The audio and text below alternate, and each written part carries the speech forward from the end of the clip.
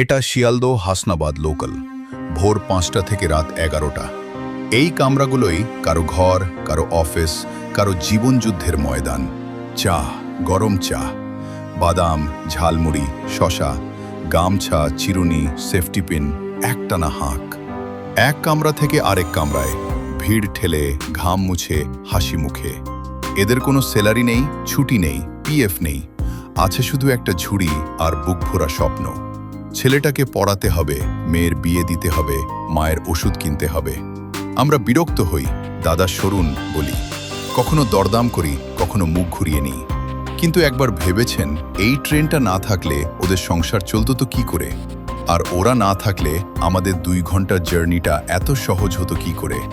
ট্রেনের হকার, নাম নেই, পদবি নেই, কিন্তু এরাই বাংলার লোকাল ট্রেনের আসল হিরো। পরের বার কিনুন বা না কিনুন, একটু হাসি উপহার দেবেন, ওটাই ওদের লাভ। লাগবে নাকি দাদা 10 টাকায় 3টে? এই চা, লেবু চা, দুধ চা। দাদা গামছা নেবেন, পিওর সুতি।